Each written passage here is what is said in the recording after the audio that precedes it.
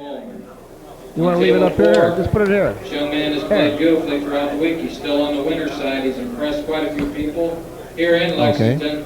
Mr. Tommy Worth and his opponent are defending champion all the way from Modesto, California, Mr. Kim Davenport. Okay, gentlemen, lag and good luck. Okay, my name is Bill Incardona, and I'm here with Nick Varner, the #1 player in the world today. And Nick, the feature match of the evening slates two of the world's best players, and Danny DiLIBERTO and Steve Mizerak. You know what a spectacular match Danny played last night, winning at 11-4, or excuse me, 11-2 over a young Johnny Archer.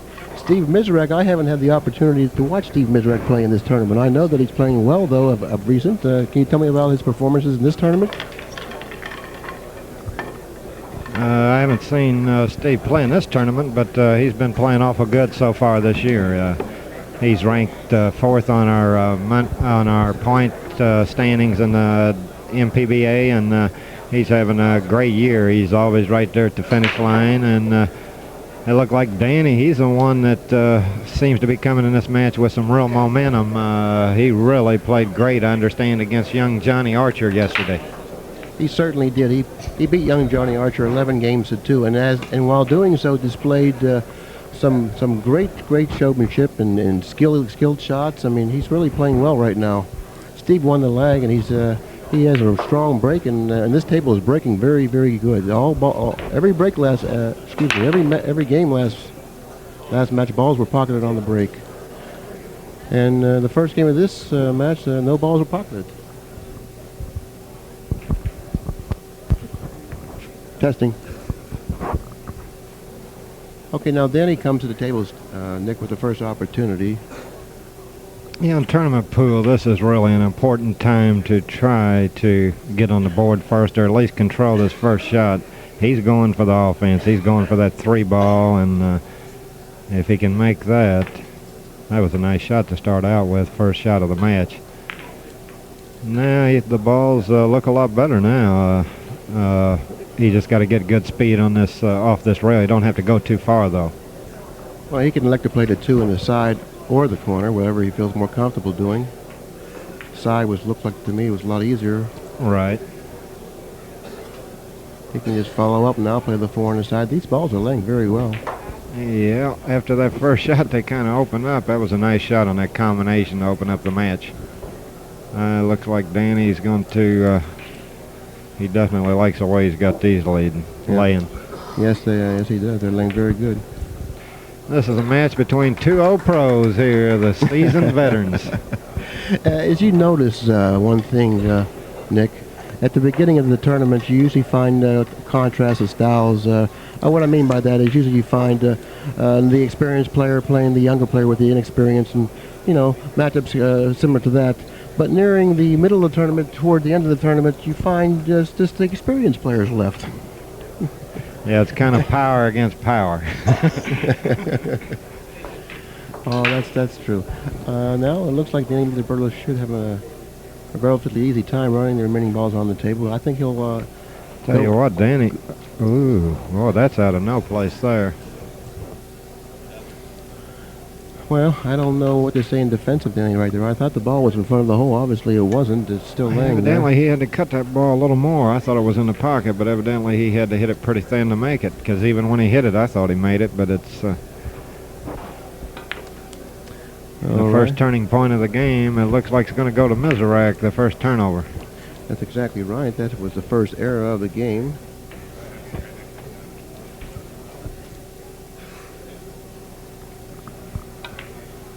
Well, it looks like he hit this a little too hard, Nick. Maybe not. He did come too far. He's left himself a tough shot on this 9. This is one that you don't like to face any part of the game. But it looks like he's pretty well going to have to go for the cross side here. He does have the possibility here. I can't tell exactly what angle, but it looks like the cue ball may stay up here close. He has to cut the 9 a hair, I believe, and but he's mostly just interested in trying to make this ball. I don't know if I'd go for the pocket on this shot. Obviously, He did, and wisely so. After game one, Steve Mizerak takes the lead and makes good on the opportunity Danny had given him. Leads 1-0. I'll tell you what, one thing about Steve, I've watched him play for years, and I'm still amazed at how pretty his delivery is through the white ball. I'm not sure there is anybody that gets through that cue ball any nicer than he does. Well, I'm glad that you brought that up, Nick, and I was going to comment on that. Steve Mizerak, the way he comes through the ball, he looks like the best player in the world, and it looks like no one in the world can possibly come close to him the way he comes through the ball. Just his appearance at the table, his table presence. And I remember Steve playing years ago when I was a young player. You know, he had a crew cut when he came in. He was a very young player, and he played Ronnie Allen straight pool. He played Ronnie Allen 75-50 at the Stardust tournament in Las Vegas, Nevada. And I watched that match. It wasn't a match. It was actually they were gambling, and which was years ago. We don't gamble anymore, though. But anyways, the first game, Ronnie broke the balls, and Steve runs 75 and out. And I was very impressed with his performance. And then they decided to play another one. They were playing 200 a game. Ronnie broke the balls, and Steve runs 75 and out. So I says, what is this? I says, well, this is no spot, 75-50. All this guy does is run 75 and out, right? So they played another game, and Ronnie broke the balls. Steve runs 75 and out. So I don't think Ronnie liked it very much because he didn't play another one.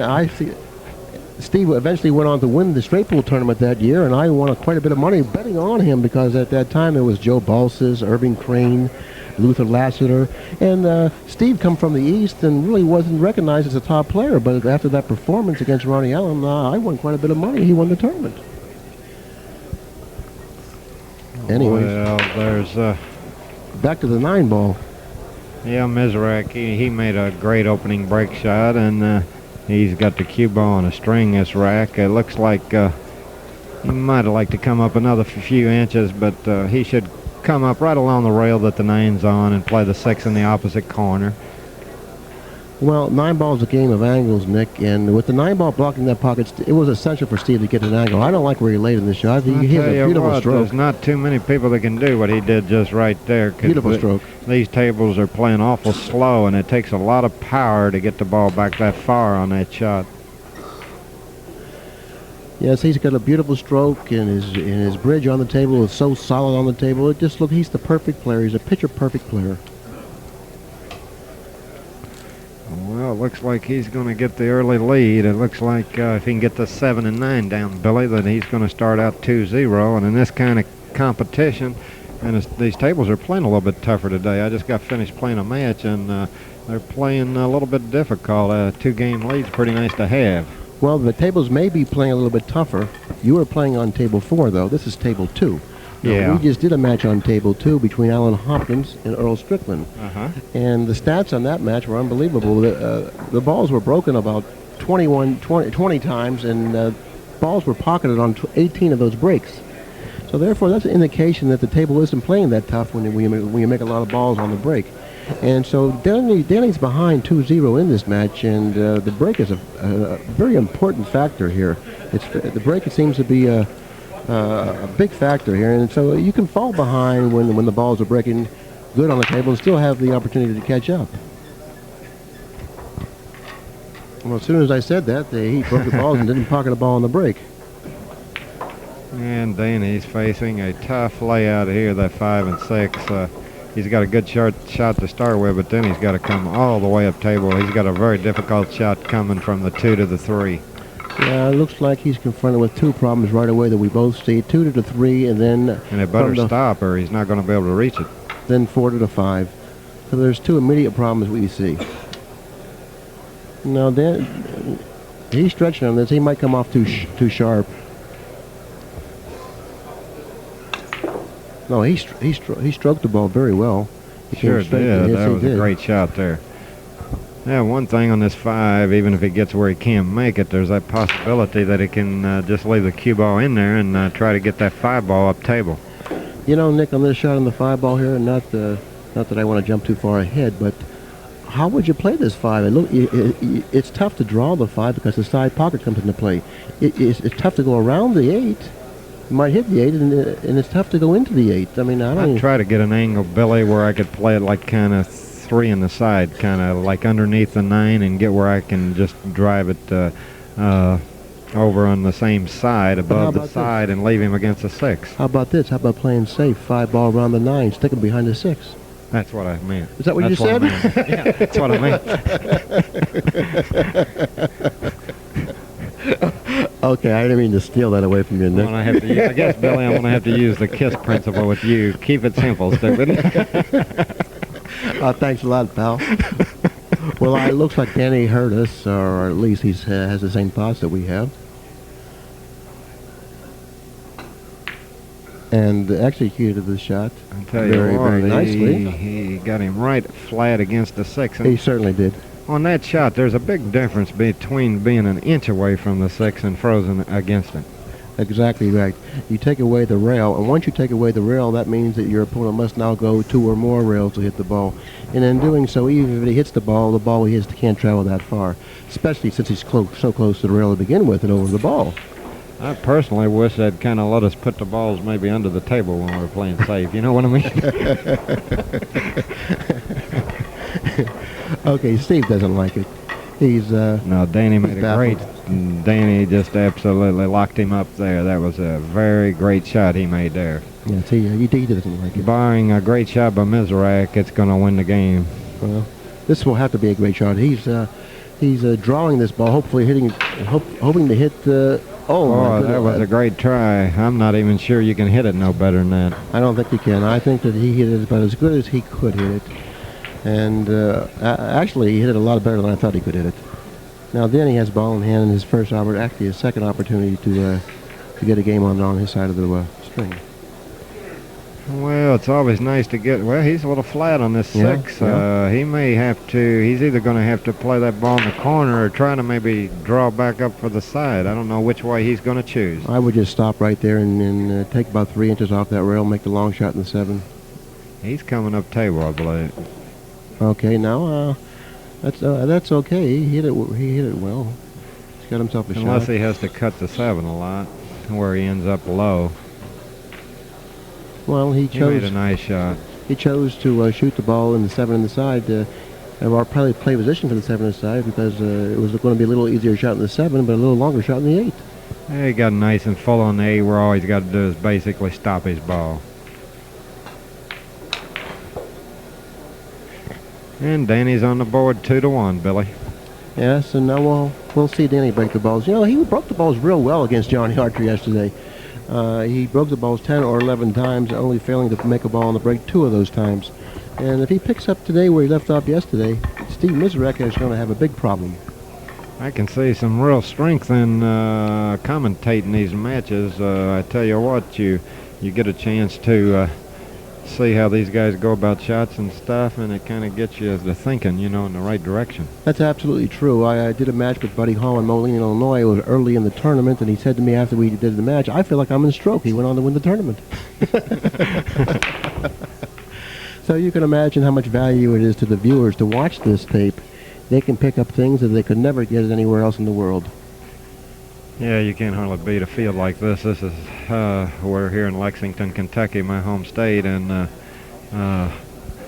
this is like a world tournament here, the field here. They really drew all the players to this one. This is Lexington, Kentucky. They have Churchill down there every year. They have the Kentucky Derby. The best 3-year-olds in the world come here every year. And this tournament right now has about the same type of a field. The best players in the world has come here to play in this tournament. Yeah, Danny's going to play safe here. He's going to try to hide the 1 behind the 9. Wouldn't even mind getting behind the 7. That's exactly right. Unfortunately, he ran into the 7. Yeah. And so Miz may try the same thing. He may try to come a little higher. The 6 and is get there, him no? with the 2 and 7. The 6 is there. That creates a little problem for him in this particular shot. Yeah, it does. It is kind of right in his path. Yeah, let's see what he does do here. Yeah, he's coming around this way. Oh, he's got to be very careful on this shot. Yeah, very careful. He ran into the 6. He ran into the 6, and he made the 7 doing so in the side pocket. If the 7 wouldn't have dropped in the side pocket, look where Danny would have been. Certainly would have been an injustice, but in the meantime, Steve's there. Yeah. Yeah, he's got to come up with a good kick here. He just needs to make contact here. I noticed when he kicked it, the ball how it bounced off the rail. That's an indication the table is playing wet. Yeah, they're playing real wet. You got to be real careful. Even when the balls are laying like this, I mean, you feel like you might want to kill yourself in case you don't get out. But you got to be real careful even with these balls right here, because it's so easy because how fast the rails are playing. The ball's jumping off the rail. It's real easy to go a foot too far. Well, you just heard that from Nick Varner, the #1 player in the world today. And what he said, regardless of how easy the balls may appear to seem, you really got to take your time and be careful and make sure you get out. So for you players out there, I would take note of that. The balls may appear at times to be easy to run out. That's when you have a tendency to get careless. So make sure you don't get careless. Take care of your business and run the balls out and be careful about it. And in doing so, you'll see your success percentage go way up.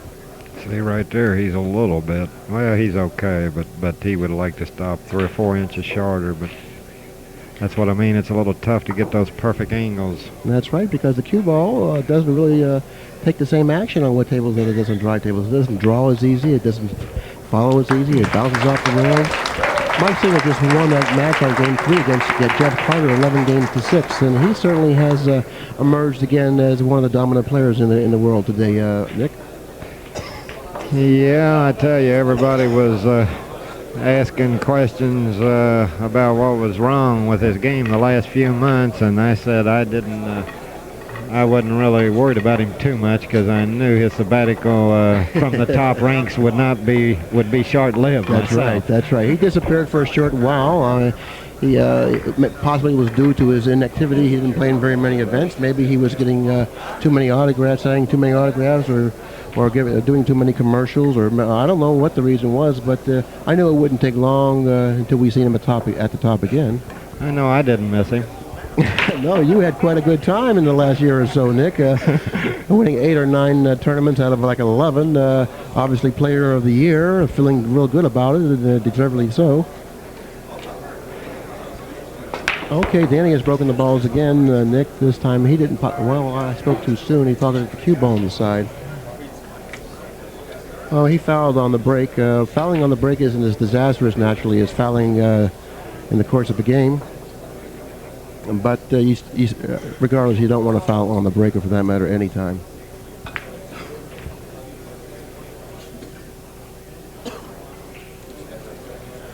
Okay, Steve's looking at the 2 ball here, Nick. Looks like he's going to play the 2 ball combination. The combination on the 1 and 2 looks like he's going to. He might be looking at the 9 the way he's looking, maybe. I can't tell for sure, but he has to be careful where the 1 goes. The 1 may go 2 rails and hit the 3 if he's not careful. Yeah, it may go too far, the 1, if... he did play the 9, Nick. Yes, he did. It's a little surprising here, that choice. So. I'm a little surprised with that choice, but that just goes to show you that no 2 players think alike. That's for sure. He left Danny what may appear to be a relatively easy combination on the 8, but it seems a little tricky to me. Yeah, that 8's out from the hole, a couple off the rail, a couple inches, and out from the hole for about 2 or 3 inches. And then that 4 and 7, if he makes the 8, he's got to be real careful he don't get snookered. Well, he didn't make the 8, Nick. Unfortunately, he caught a little bit of a row there. He missed the 1 and ended up behind the 4, and he's left Mizerak snookered. Mizerak's going to try to go 2 rails around the 3 and make contact with the 1, and he might make it in the side. You know, I think that he's going to hit this ball very well. It looks like a routine 2 rail on the side angle, and look at the ball bounce off the nose. The table is soaking wet right now, Nick. The table's playing extremely sharp right now, and that's the reason why he came in short there. Yeah, it's the tables are playing much more difficult. My first 2 matches, they just played dry as a bone, and you just felt like you had the cue ball on a string. But on these, you feel like you're just fighting a little bit to get that precise angle you want. Because the game is easy as long as you stay on the angle you want. But when you go 6 inches too far, it's not so easy. That's exactly right. That's exactly right. Danny is electing to play the combination. The reason he did that because the 4-7-8 over there in the corner wasn't really that easy. It certainly wasn't as easy as it appeared. But in the meantime, he made a nice combination shot. Now he takes the lead in the match 3-2. I think he made the right choice there on that combination because he gets to start with cue ball in hand any place he wants on 1 and 9, and I think that's easier than trying to play position to play a 3-ball combination. Absolutely. That was a very good assessment of exactly why he did that. And let's see what happens on this break shot. He got the 1 in the side, and he's got a combination or a possible safe here. I like the safety much better than combination because even if you make the combination, you might run into the 9. But you know one thing, if he gets him in between the 8 and the rail here, he doesn't even have a rail to kick at here. I know it. If he can cut off this one rail over here, why he's got him where he can't do nothing. And that's exactly what he did. See, now he cut off this rail over here, the side rail, on the opposite side that the cue ball's on, and see, now that means that Steve has to go up table, and he's got his hands full hitting this ball. This is a very difficult position. Danny made a great safety there.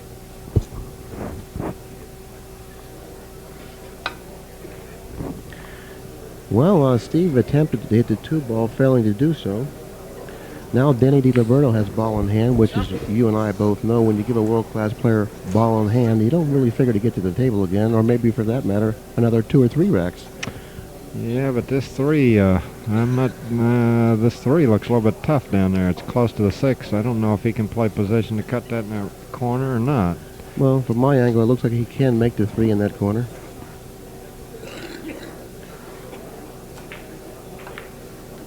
Watch the side pocket here. See, the table is wet and the ball went from down on him. He actually played that short of the side pocket. I guess it goes. He's going to play it in the corner and try to come up and play the 4 close to where he's standing in the corner. Wow, this table is wet. That ball just flew off that end rail. And actually, right here is a shot that's tough on a wet table because you're going to hit it. You really hate to get where you have to hit balls off speed on wet equipment because it really seems to be tough to pocket the ball. If he makes this shot. Oh, no, he hit it into the rail, Nick. He bent down a little bit. He moved his body a little bit on the shot, too, realizing that it was a difficult shot. I think he moved on the ball before he struck the cue ball. Yeah, I don't think he liked that angle. Well, there was something about it he didn't like, and now Mizerak's back at the table with an opportunity after actually fouling in this match, in this particular game, I should say. Dave Coleman and Buddy Hall. Well, Mizerak made the ball, but he didn't hit it that clean. I don't know if he has a shot. Can you see, Nick? Yeah, he's looks like to me he's perfect. Looks like he's got a little angle to go right up table and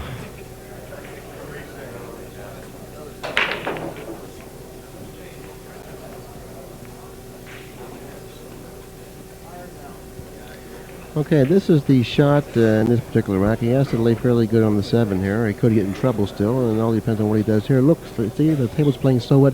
He actually played position for the 7 in the corner pocket. He overran his mark considerably and ended up with a very good shot on the 7 in the center. Yeah, he went about 2 feet further than he was wanting to, but it turned out good. Well, it looks like to me that Steve is having a problem dealing with the wetness in this table right now, and I have to give you Danny too. I think that 4 ball is because of how difficult this table is really playing. I agree with you 100%.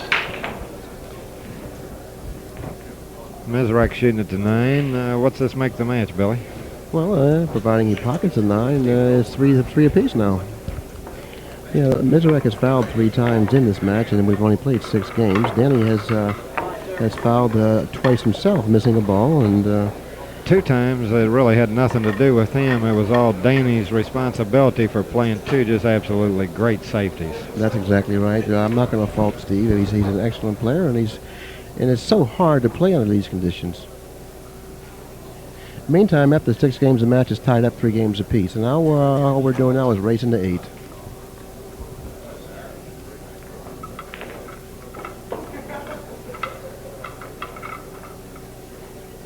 Steve elected to break off the bed of the table. The corner ball went right in. Now, this is something that you must stop if you're Danny DiLIBERTO. You cannot afford to allow Steve to break the balls, making the corner ball. Danny's going to have to rack him a little bit higher, or maybe twist the rack a little bit, which is completely legal. And it's completely legal if Steve doesn't want to stop him, that is. And he can't allow Steve to make the corner ball on the break like he just did.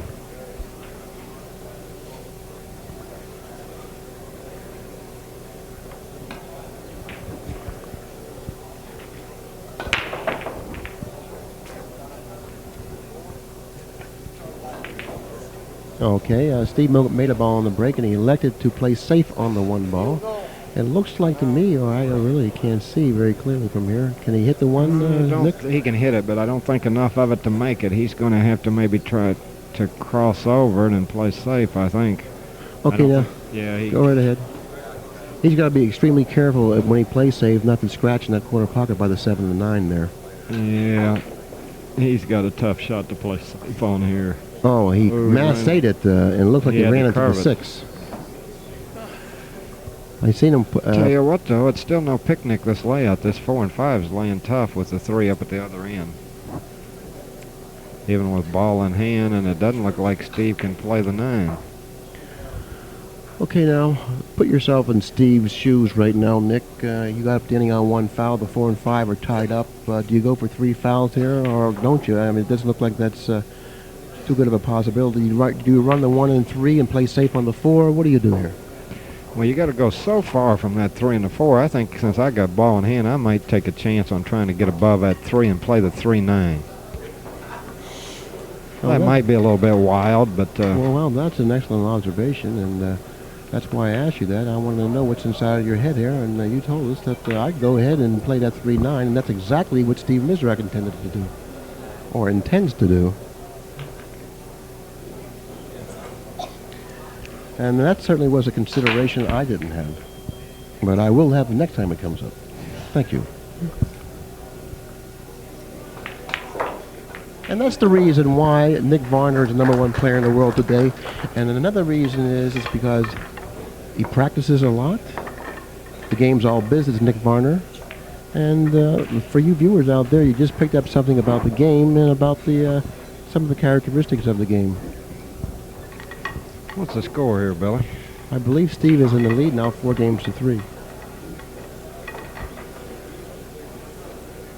Okay, let's see if he can get that corner ball. Didn't go this time. Well, Danny stopped it. Went in last time. He scratched, and Danny's going to start off with a 1 on the spot. And he's got... okay, Danny's facing a shot. He's got a good opportunity here, except getting on the 2 ball... he's got a problem. The 5 is right smack dab in his way. He certainly does have a problem. Maybe he's going to try to go 2 rails into the 9 and out. He's going to have to deal with that 9, it looks like. Or go between the 5. I don't know what. He's going to have to deal with something there. He gets up high enough. Okay, he came out pretty good, really. I think the way those balls were laying, he's got a thin cut on the 2. I think he's lucky he got this good a shot. That's the way I see it. He came out as good as he could have expected to come out, taking that type of a shot and shooting it the way he did. And then he missed the 2 in that corner pocket. That's the second ball he's missed in that pocket. And it shows you how tight the tables are playing, because that is the second ball he missed. And I'll tell you what, when you get a little out of position on the way this equipment's playing, it looks like you're going to pay the price today, Billy. It certainly does. Now, in defense of the players playing on the table that we're taping right now, table 2, Steve Mizerak and Danny DiLIBERTO, the conditions that these players are playing under right now are extremely difficult. Extremely difficult. This table has changed completely in the last 30 minutes. From a relatively dry table to extremely wet. And when you play under wet conditions, you viewers out there that are knowledgeable know how tough that can be. Well, what that does, Billy, a lot of them may not realize that the table, by playing kind of what we call wet, it changes the angles and the speed and really your point of aim on cut shots and everything. You have a tendency on cut shots on wet tables to overcut them, or at least I do.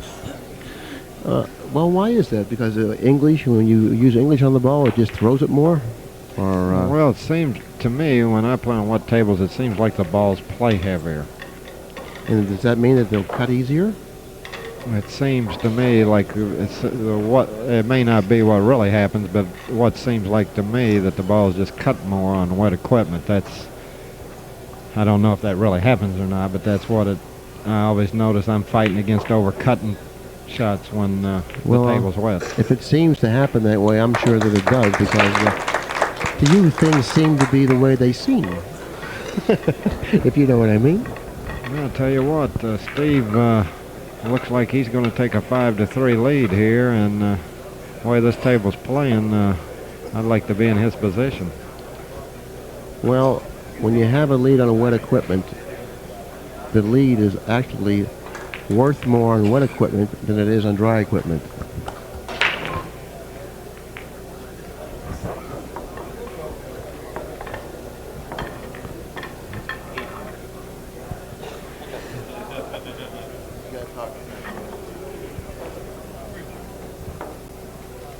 Mizerak so lucky. Okay, that's the end of game 8. Steve Mizerak leads in this match 5-3.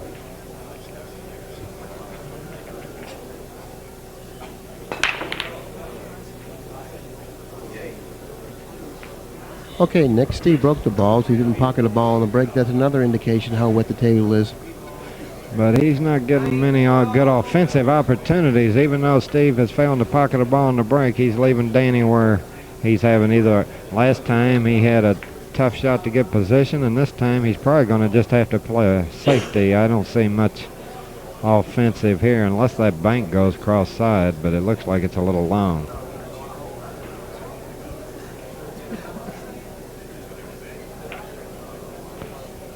He's trying to block with the 5 and 7. He made a very nice shot, Nick. The execution of that shot was extremely difficult, and he hit it very well. He made a very nice shot. I don't know if he left Steve the one ball or not, because if Steve can hit the outmost portion of the one ball, he might be able to make the 3.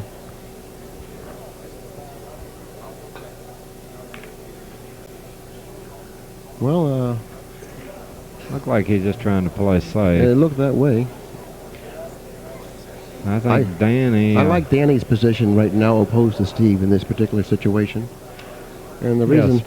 Why do you think, why do you like his position, Okay, Bill? this is a type of a game where it looks like you might get your opponent on 3 fouls. The 3 and 4 are blocked. You can put him behind the 9, possibly.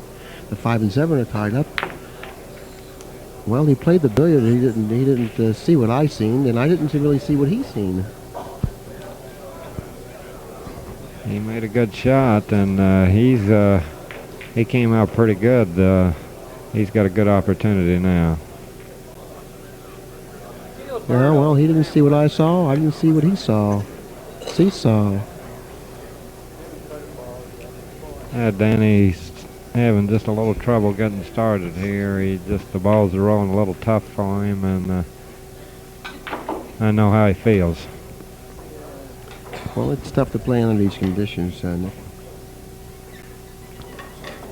Steve's real key here is the 4 to the 5. He wants... Well, he may have a problem. He got, I think, 2 straight on this 4, and this 5 only really goes, I think, in one pocket on the table. Well, so he may have to try to force it out. I don't think he can force it too far, but unless he cuts it into the 6. Yeah, that was an option that I saw. Or actually, an option that I saw. He might have been able to cut that into that 4-6 then. What do you think here? I think he's going to have to make a good shot here. He's going to have to cut it back in that left pocket. He don't like it either. And I don't blame him.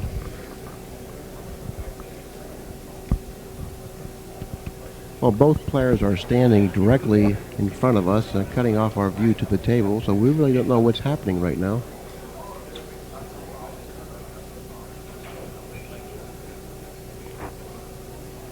You see any defensive shots here? I can't see any shot. They're in my way. They're standing in front of me. I can't see anything.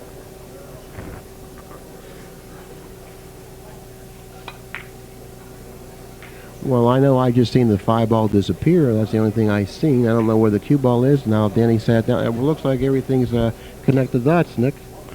Yeah, it looks like Steve's going to go ahead and run out this rack. He made a great shot on that 5. And that's the kind that you like to see go down. That was not routine. It certainly wasn't. At least it didn't appear to be routine from the angle that I'm sitting at. And they made a very, very nice shot on the 5. And in doing so, it looks like he's going to capture game number 9 and take a 6-3 lead in this match. And like Nick said before, leads on wet tables are much more, or actually larger on wet tables than they are on dry tables. So therefore, it's going to present much more of a problem for Danny to catch up. Yeah, Danny's missed 3 balls. He's hit every one full, and I think he's just over-correcting for what he thinks the table's going to do in terms of he's guarding so much against the overcut that he's catching them full, Billy. Yeah, I think so, Nick. Yesterday, Danny played Johnny Archer. The table was wet at that time, too, when he played a magnificent match. And I'm really surprised to see him playing like this today. I thought he would come back today and play a very strong match. Well, but of course, the match isn't over yet, you know. I mean, it's no, not with a player like Danny. He's going to, if he gets an opportunity, he's going to be in there trying to win. Against players of this caliber, it's nice to have that lead 6-3, but it don't mean too much if you don't keep on putting the balls in the hole. That's true. Right here is kind of a little bit, this 1 ball is a little bit like a real key shot in this rack. It's almost like he's shooting at the 9, not quite that easy, but because his 6 looks like it might not go in this 1 hole, but he's taking his time with this 1 because he sees if he gets this 1 down, he's got a good chance to pull ahead 7-3. Well, the way the table's playing, Just caught the center of the pocket. He got a little thin on this too now. He's got to be careful he don't hit the 3, and if he comes up too high, he may go back and forth and scratch on one of the sides or run into the 3. That's certainly true. The way the table's playing, I don't think either one of these 2 players are taking anything And that for was granted. a heck of a hit. That's real control there to miss the sides and miss the 3. That was a great shot, Billy. It certainly was. It certainly was. And the way the table is playing, I don't think either one of these 2 players are going to take it much for granted on this table right now. No, that's for sure. And especially since they're both experienced players. Okay, now this is the shot of the rack, it looks like to me, Nick. Steve's looking at the 6. It looks like it does pass the 8.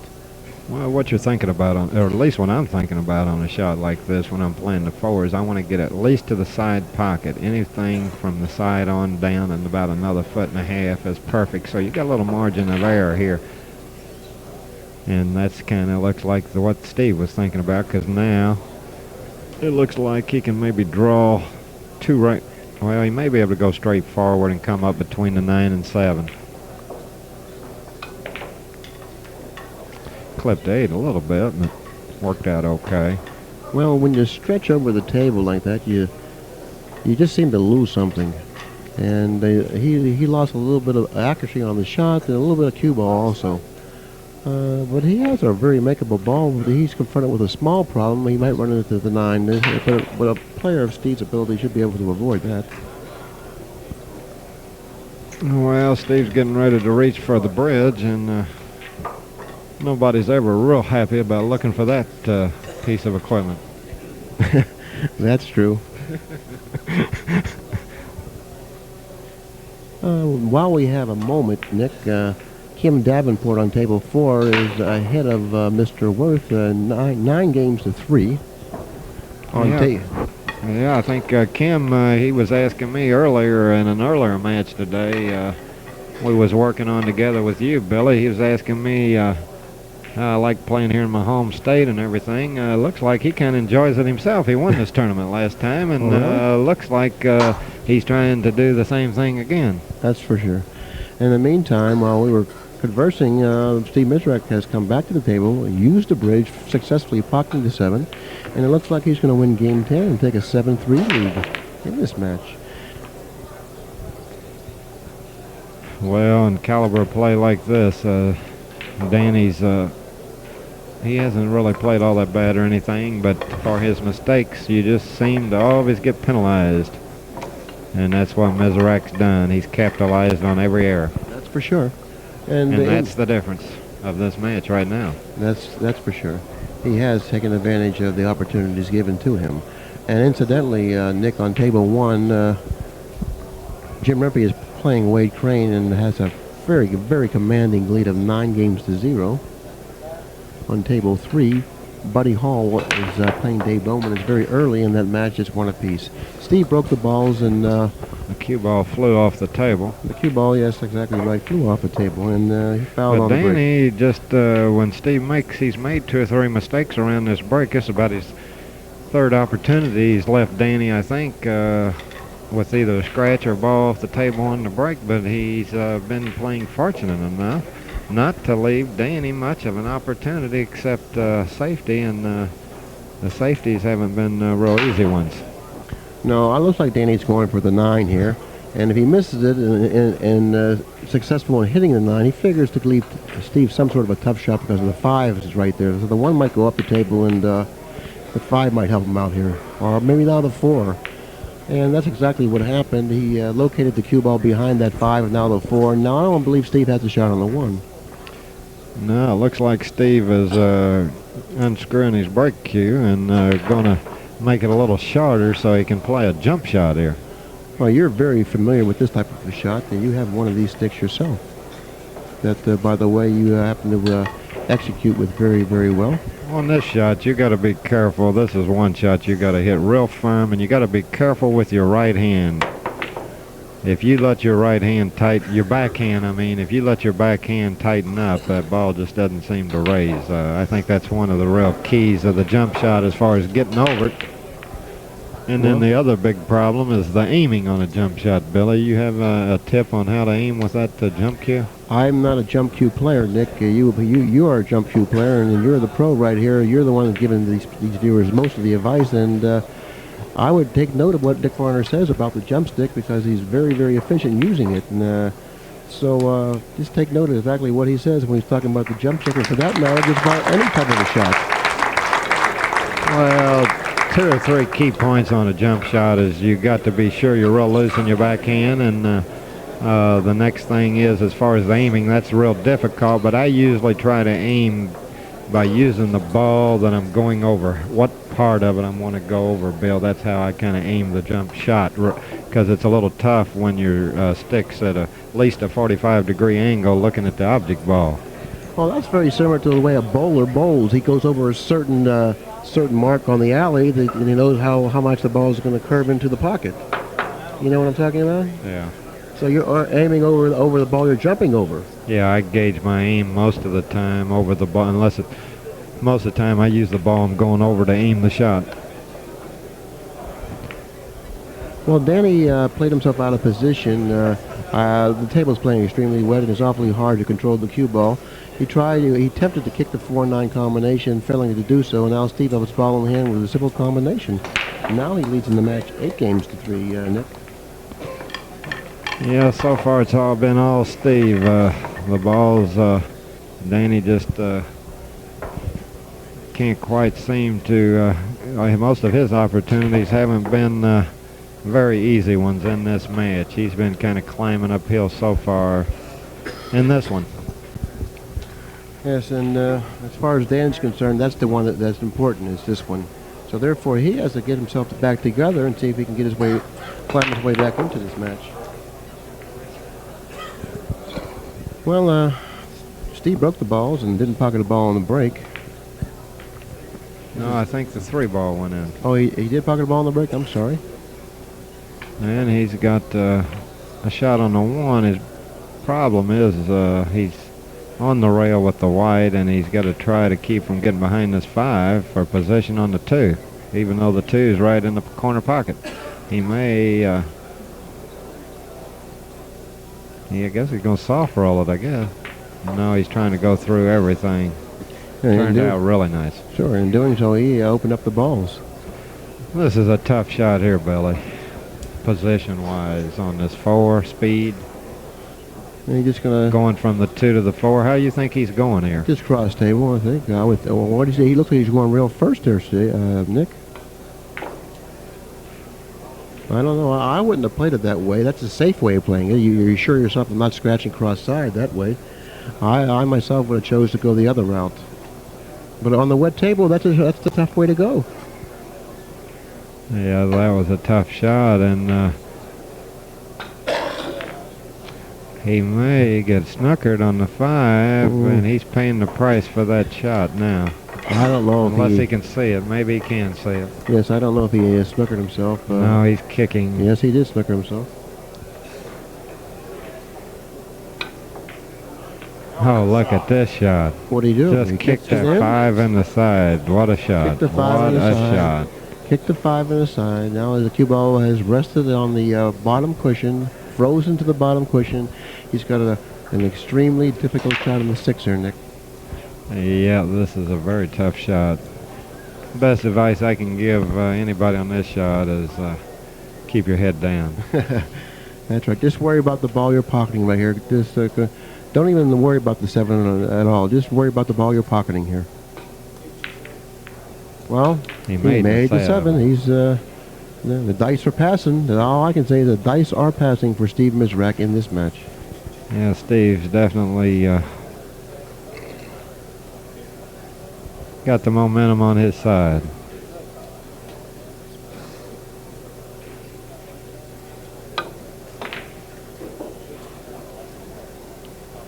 And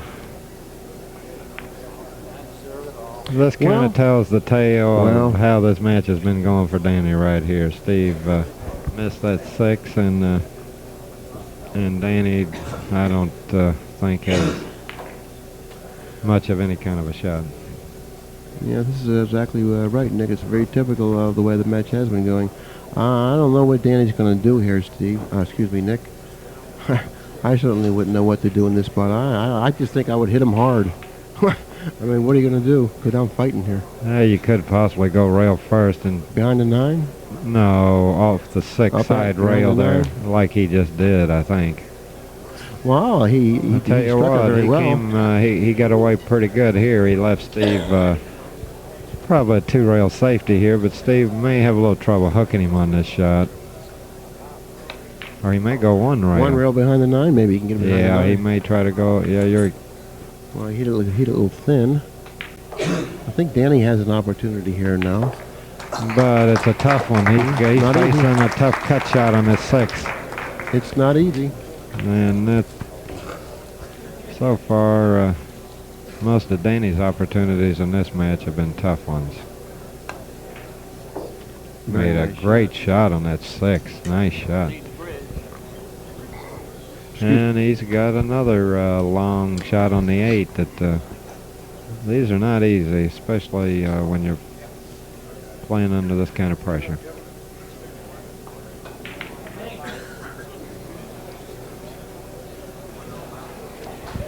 Well, I really feel for Danny. I understand. I've been there before, playing under wet conditions, trailing 8-3. Nothing seems to be working for you. And well, what you've happened in this match is Danny just having trouble getting started, and the problem is when you're playing these great players like Danny and Steve, they do make you pay the price. Well, that's the end of game number 12. Steve Mizerak leads in this match at 9-3. These are very tough and difficult conditions to play under. And both players seem to be laboring a little. I mean, Danny for sure, and Steve's been laboring a little, even though he has a 9-3 lead. It hasn't been pretty, but he's certainly playing well under the conditions.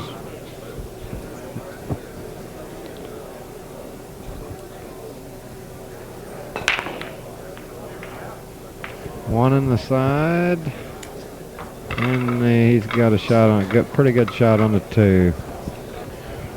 Well, normally you would think he would run out from here, but considering the conditions, you have to think a little longer about it.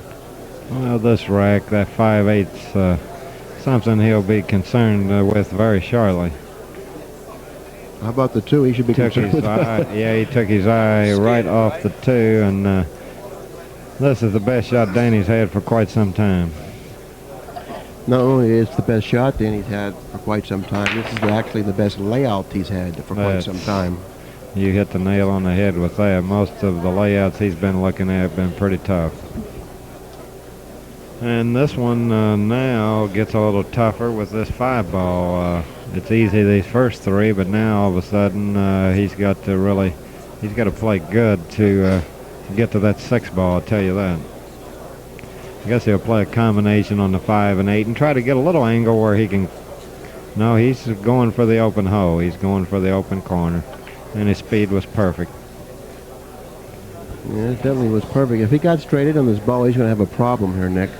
Yeah, he got a good shot on the 5, but he got a straight in angle where he just had to soft roll it, but he hit that nice there. Very nice. Considering down 9-3, it took a very, very nice touch to do what he did.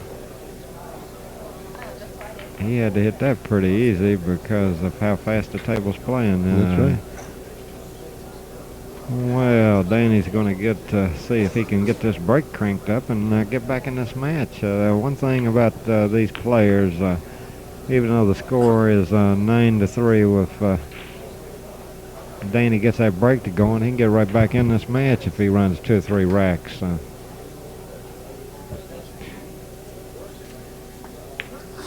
Oh my, no. This is not happening. I mean, you can't cheat the pocket at all. Normally you could cheat the pocket, the ball would fall in. You can't cheat the pocket at all now. Well, I think we've seen something very unusual this rack in terms of both players. I believe just absolutely took their eye off 2 shots. Well, shortly this match will be over and Danny will be able to relax because I know he's suffering now. Yeah, we all know this feeling when things aren't rolling too good. And it's so difficult to come back from a 10-3 deficit under these conditions. Yeah, it's pretty tough. 10-3 is pretty tough.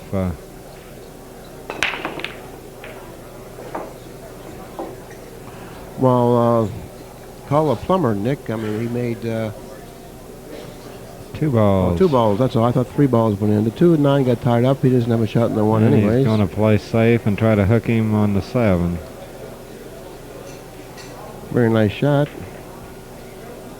And Danny's kicking, or else he's got a curve shot, so.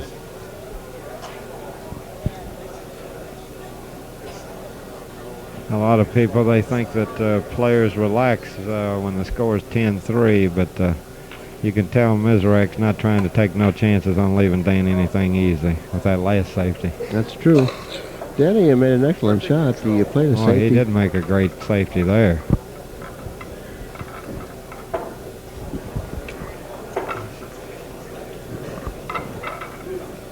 I don't know if it's too little too late. We'll find out. Steve misses. Danny has the ball in hand. I guess you got to come down and play for the combination. I don't see any other choice. Yeah, he's going to try to slide up table and get where he can play the 1-9 here, I'm sure. Especially with this score, he's looking to win the games as quick as he can.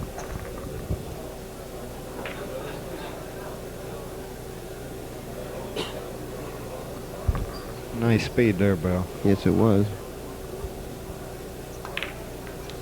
Okay, Danny DiLIBERTO wins game 14 and closes in on Steve Mizerak 10-4. It's a start. It's a start, Nick. You know, we watched Larry Hubbard play young Dennis Hatch. He was trailing in his match 10-4. Only to see him come back and win that match 11-10.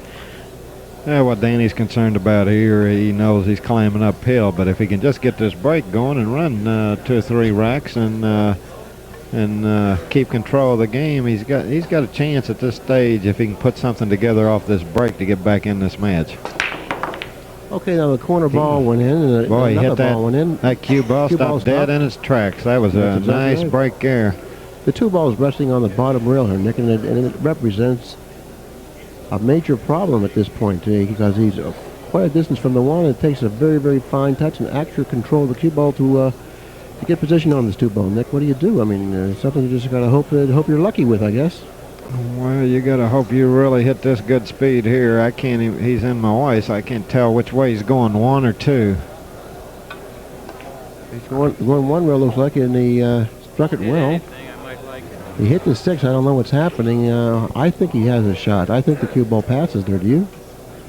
It looks like it, but he don't seem like he's real happy with it. Well, I mean, the balls were laying very difficult.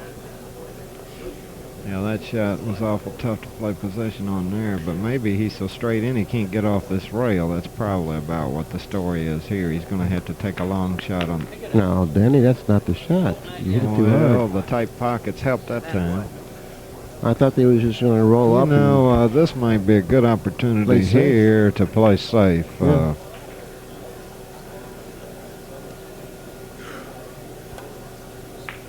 And that's exactly what he did, and he's played. I think I would have elected. Pretty good one. Yeah, I would have elected to play it safe the other way.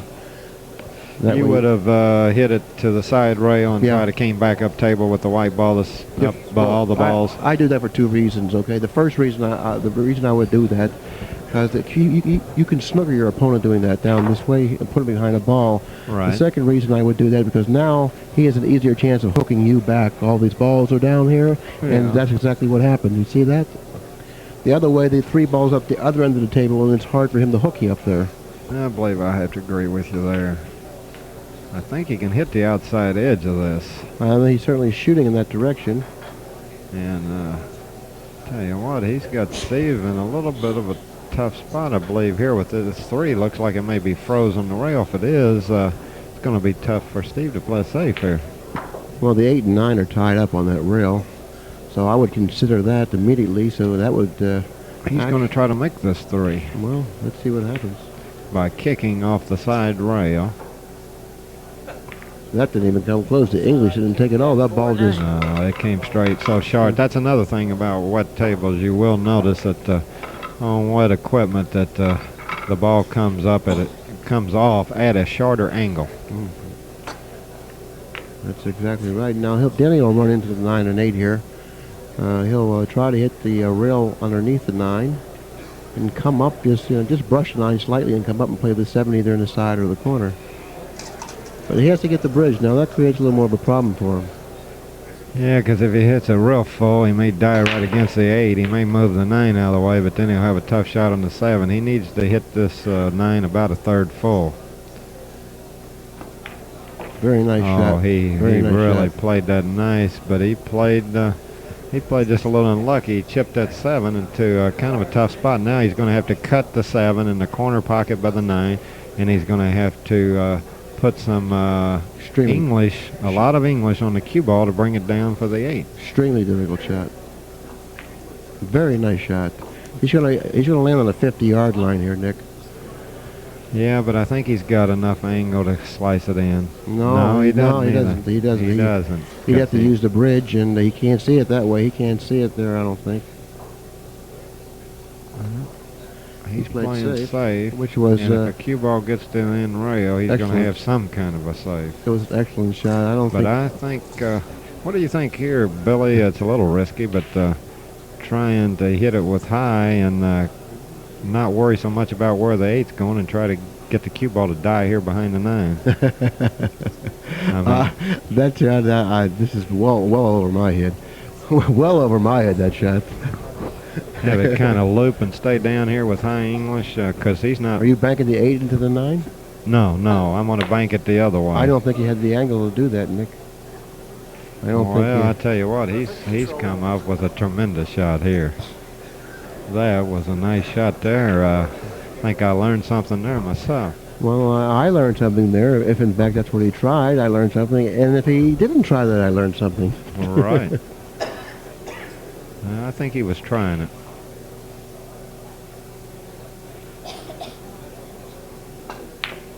Well, He might make No. guess, not today. not the wetness. The wetness stops that shot right away. No slide off the second rail when it's wet like that, Nick. One thing about this shot, it is a little easier when you're in Steve's position when you're shooting at this leading 10-4, but it's still an extremely difficult shot to make.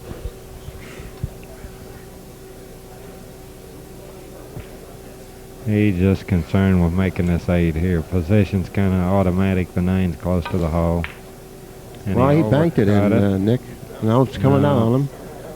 Where's the cue ball? I can't see it. Oh, this is real torture. Now, this is a 174-foot shot for Danny right now. He's trailing 10-4. He's straight in. The table's wet. This is an extremely difficult shot for him right now. Yes, it is. Yeah, this is a tease.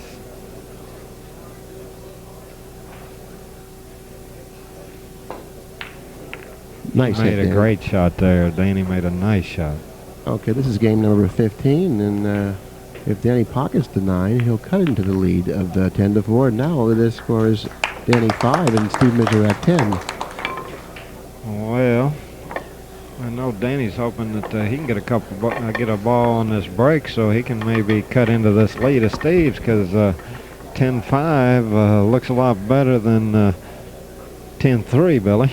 Yeah, well, that's for sure. 10-5, 10-3.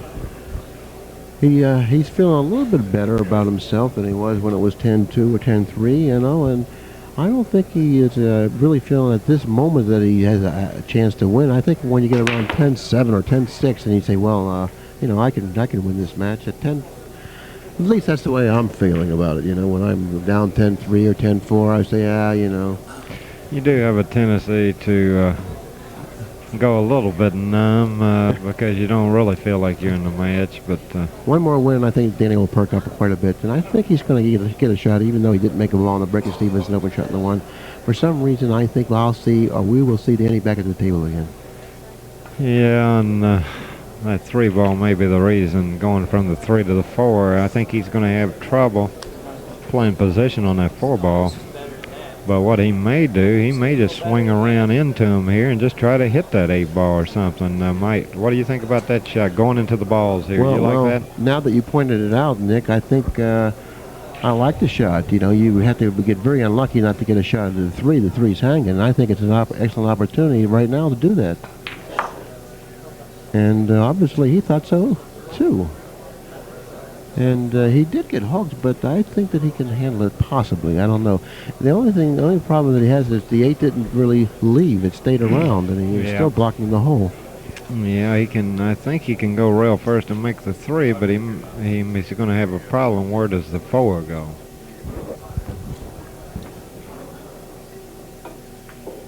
That's right. He made Cross the corner. That's where the 4 goes. Okay, now he doesn't have that good of a shot.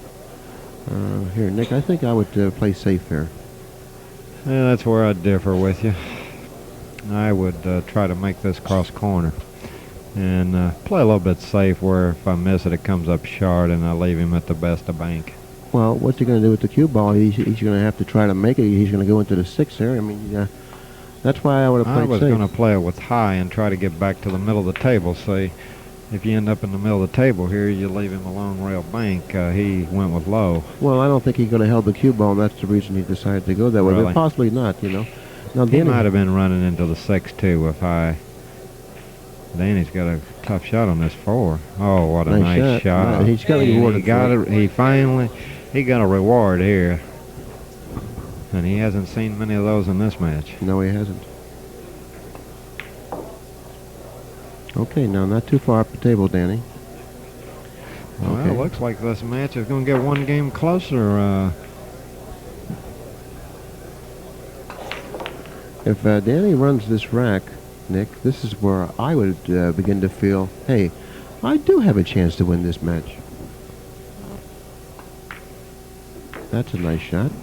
Yeah, he got a nice angle on the 8 to just go 2 rails and float up around the side, and nothing fancy, just get the 8 down in the hole.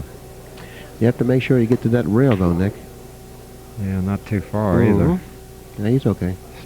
Yeah, he hit it just. You can't hit it no better than that. He's as close as he wants to be, and it's close enough.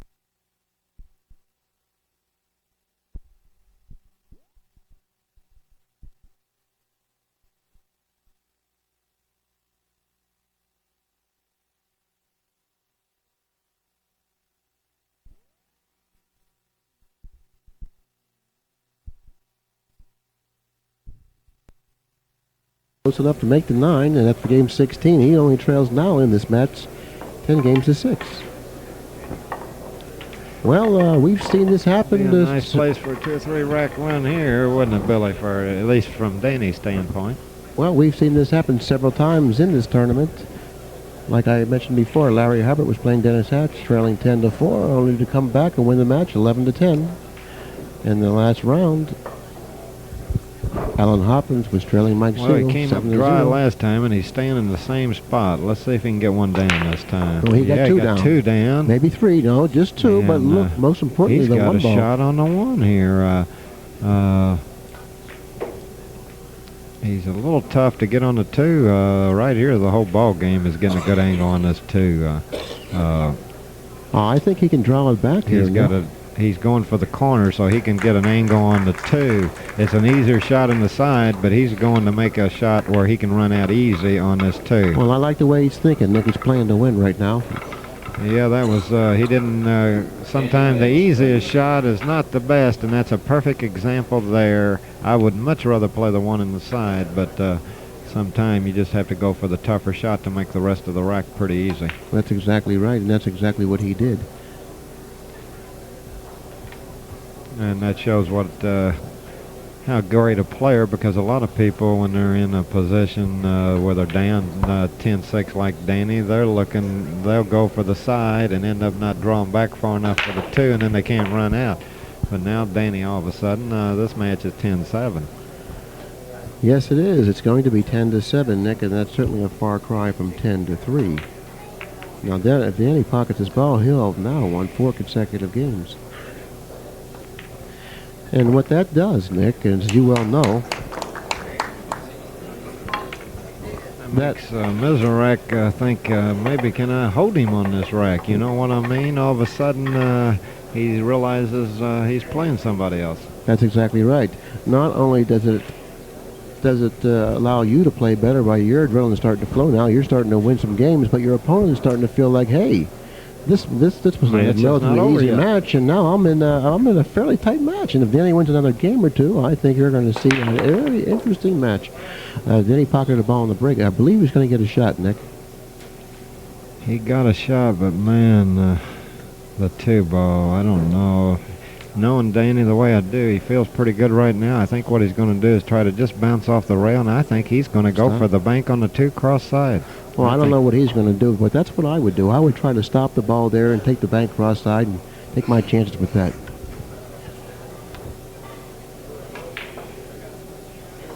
The 2 and the 3 are the 2 balls together on the same end that the 1 is. And the 2's on top. Oh, Danny, I think Danny came up from that shot a little bit, Nick. Might be my best move. He tried to overpower it, and when he did that, he moved his body. Well, I think, did he break those 2 balls out? No, he didn't break the balls out. Unfortunately for Danny, he didn't break the balls out. But he's definitely at a disadvantage from Sting's at the table. Really got a big choice here. Where do you go on this 2 here? I don't know, and something that I would have to really think about. He seems to know what he wants to do. He's going right on and shooting. This is one case where I don't know what he is doing. He's trying to come up and play the 2 cross side. He's trying to do the same thing that Danny's trying to do. This is a real key shot right here for this rack. Well, Danny, I don't know what Danny tried to do.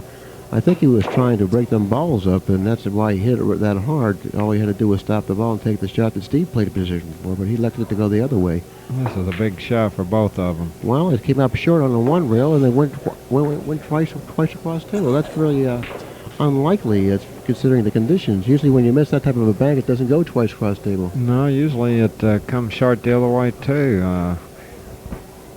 That kind of fools me a little bit there. I don't like the way he played this shot, Nick. I'll tell you what, he is going to have to bank this 4 cross side. That's exactly right, and there's no question about it. That's his only shot. And he knows it. He's got to just go ahead and get down, bank across side. And it's one thing nice about this shot, I'm not sure Danny, if he doesn't make the 4, I'm not sure Danny's going to get anything very good. I think it's kind of a free bank. He came up short again. This time he didn't go twice cross side, and like you said, Danny has a shot, but not a very good one. Well, I'd be looking for some way to play safe here, but I'm afraid you're going to have to make the 4 here. I'm afraid so, because if you can't hit the 4 on our left-hand side of the ball, that's it, because you're running to the 9-8. And I don't see much options here other than to go for the ball. You just got to go ahead and hit the fullest of the ball and try to fall to the 10 rails. Is that the way you see it? Yeah, I'm afraid you got to play to make this. No, Now, I don't he's like this. looking- I don't like this, Danny. That shot is That's too tough. I think That's as trying tough to as get the the shot. 4 between the 9 and 7 is as tough as making the 4. But That's exactly right, Nick. And I know Danny feels that way too, but I don't think he's thinking that way. yeah, maybe he evidently has more confidence with this shot, and boy, I see why. Well, he made an excellent shot. An excellent shot. Now, I'm not quite sure if Steve can see it or not. Can he see it? Yes, I think he can see it, and Well, I that's think one of he the can bad- make it too. Well, that's one of the reasons why. He hit the shot perfect and still left a shot. Yeah, Steve's jacking up. He's going to try to. I think the 4 goes. It's either. No, he played the combo. Boy, that was a Oh my strong goodness! shot Well, there. listen, Danny has life yet, Steve made a heck of a combination there, and the 4 fell too. and which gives Danny life, providing Steve can't go between the 8 and 9, make the 7. I think he can go between. If he the can go 8 and between 9. the 8 and 9 and make the 7, this is really incredible that could happen this way, and it looks like it can. It's going to happen this way. He can make the 7, and Yeah, he's got a shot very here. fortunate to do this. He found the To be able window. to do this. Very fortunate. to Look be where able the to do cue this. ball's going. Well, winning this last game is not really that easy, Nick, especially under these conditions. He has Yeah, lost they- 4 consecutive games. Yeah, that last game was a hard one to win. And he's not going to win it right now. I mean, he may win it. Boy, if look but what he would won't have win it happened if he now. made that ball. Look at the cue ball, exactly right. Look at this cue ball. It shows you how tough it is to control. They just can't stop it. I know. The conditions out there are extremely difficult to play Well, under. Danny makes this. He is in the match. This is a big That's shot for for sure. Danny. That's for sure. This is a tough shot, but And he struck oh, what a nice very stroke well, that was. very well. What a Watch the stroke cue that ball. was. Okay, this is game 18. If Danny DiLiberto makes the 9, Nick, we're going to have a very, very interesting match. Okay, after game 18, the score now is Steve Mizerak 10. Danny DiLiberto winning 5 consecutive games, now has 8.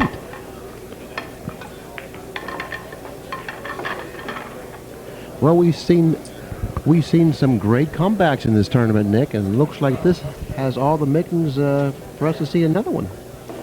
Very possible that this match gets 10-10 now.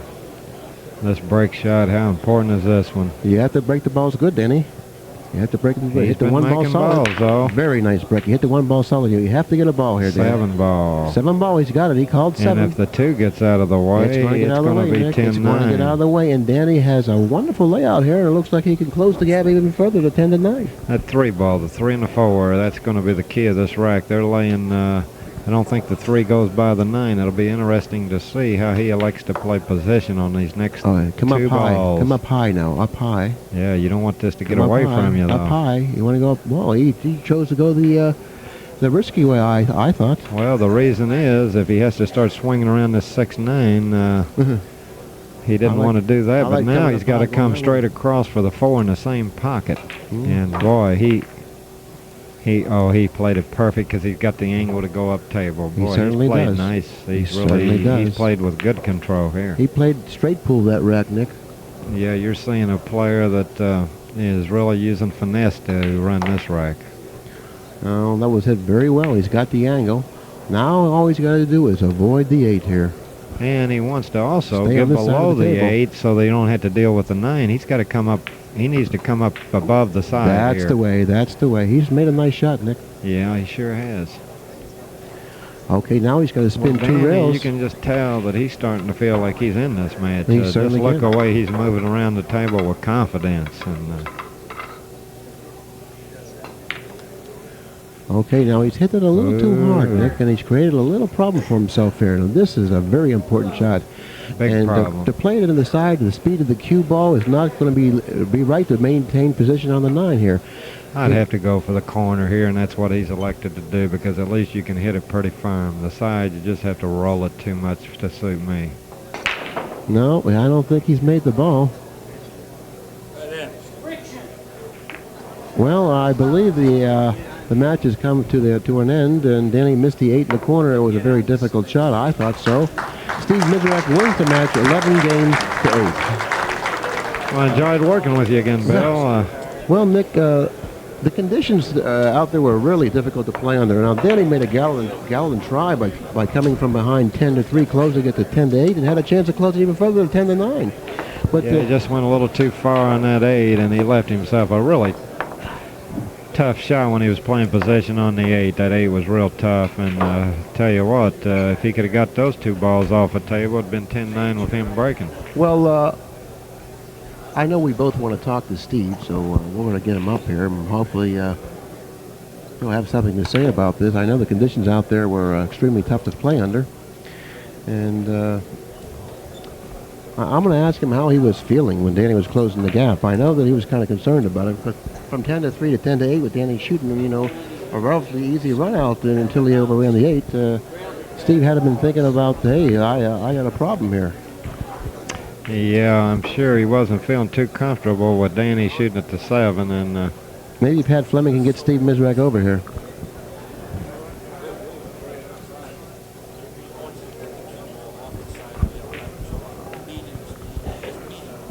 Well,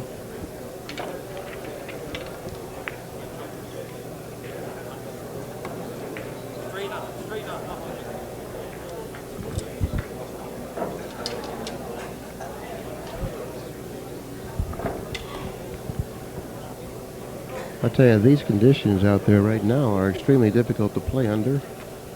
And Danny DiLIBERTO really showed a lot of heart trying to come back from a 10-3 deficit, but it was too little too late. And fell a little short, 11 games to 8. Steve Mizerak, on the other hand, played real well considering the conditions. And look at the ball, it's bouncing around though. Howard Victory is practicing on the table, and the balls just seem to be bouncing off those rails. Look at it, Nick. I tell you the truth, I'm glad I'm not playing right now, Bill. I mean, it's so hard to control the cue ball and make balls at the same time. Well, it gets so tough just to make the shot that you have a tendency, I think, when the tables are like this, is you concentrate so hard on making the shot, sometimes you play it a little too safe and end up out of line on your next shot, and then you sometimes pay the price later on down the line instead of on the one you're shooting, because you really have to concentrate on making the shots on this wet equipment. I don't know if Steve can get up here or not, but if he can, we'll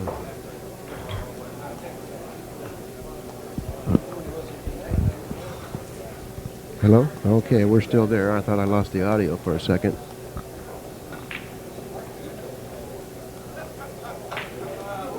Nick, while we're waiting for Steve, tell me, who do you play next in the tournament? I play Pretty Boy tonight at 10 o'clock. Pretty Boy Floyd tonight at 10 o'clock. Now, here comes Steve. Now, Steve, come on up. Can you make it up here and sit between us?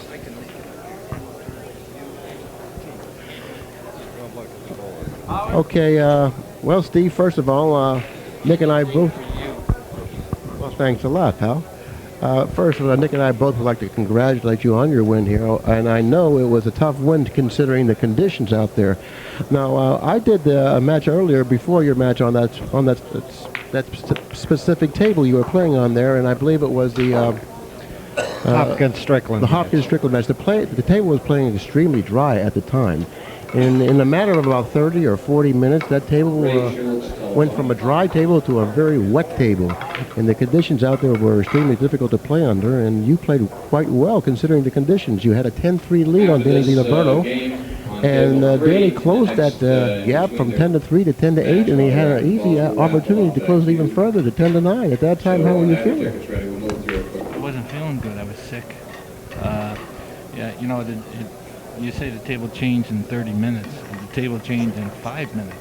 When I was practicing 5 minutes before the match, it was perfect. Then all of a sudden the air conditioning went off, and then the table got wet. So when the air conditioning is not on, the tables play very wet. When the air conditioning is on, they play very dry. I wish they'd keep the air conditioning on all day and all night. But public service has plenty of money. Well, I know exactly what you're saying, and but I like to say that you played extremely well considering the conditions out there. And Nick and I did your match, and we commented on how wet the conditions were throughout the entire match. Danny made a gallant try to come back on you from 10-3, close it at 10-8, and all I can say is you played remarkably well, and I'd like to congratulate you one more time. And who do you play your next match with? Rempe. Jim Rimpey, well, the last time I looked over, he was ahead of Wayne Crane 9-0. I don't know, he beat Wade Crane 11-1. I'm in trouble. That means I'm in real deep trouble. Do you think you are? Absolutely. He beat Wade Crane 11-1.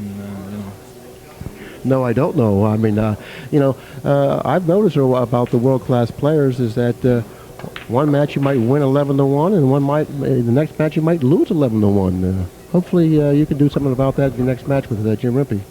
Who knows? Flip a coin. I know he's the favorite, but what can I do? I still have a cue in my hand. Well, you're being very modest. I don't know about that. I don't know about Jim Rimpey being the favorite over Steve Mizerak. In the meantime, Nick, do you have anything to add to this? You're off, Nick. You're off. I'd like to just congratulate you on winning the match, and under those conditions, I think you played extremely well because it's just so hard to pocket the balls, let alone play position. Danny had a problem when he hit the edge of the pocket. The ball just wouldn't take because, as you know, on a wet table, you can't hit the edge and make him go. The 8-ball that he missed with the bridge, said he had a bad angle. The table was dry. He'd have made that ball, and he would have made a couple others, and the score would have been a lot closer than it was. Well, thank you very much, Steve, and I've enjoyed working with you, Billy. Well, thank you, Nick, and I enjoyed working with you also. And Steve, good luck to you in your future match, and hopefully I'll be talking with you again. I think that, and I'm going to make a recommendation to Pat Fleming of ACCUSTATS to put you on permanent position as color commentator for the tournament tour. I think you do a great job, and I think you should be here all the time. Well, thank you. I think you should give up playing pool and just stick to this. Well, I don't know whether to thank you or not, but anyways, good luck in your future match, Steve. Yeah, that's okay with me too, Billy. After playing you in Phoenix, that'll suit me just fine. Well, Nick, like I said and like you said, it was very eventful, the matches that we do together, especially the last one. I mean, and I'm just glad I'm not out there, considering the conditions and how tough it is to play. I've seen these players labor on this equipment, and I'm kind of glad I'm up here. You know what I mean? Yeah, I tell you, I'm glad I played my match a little bit earlier, although the tables were playing a little wet on my table, even though you said this table over here was dry before. My table over in the corner was a little bit wet. Well, you heard Steve say in a matter of 5 minutes it got wet, so therefore it was dry before. Anyways, any of the viewers who would wish to purchase this match that we just witnessed, or purchase any other match of this event, or that for that matter any other event, should contact ACCUSTATS, Pat Fleming, and the number is, if I can find the sheet, Nick must have lost the sheet, 201-838-7089. Okay? Okay, this is Bill Incardona, and along with my special guest, Nick Varner, saying, hope everyone has the role Steve Mizerak got in that last match, even though I'm not taking anything away from him. He played extremely well, considering the conditions. I hope everyone gets a lot of good rolls. Okay.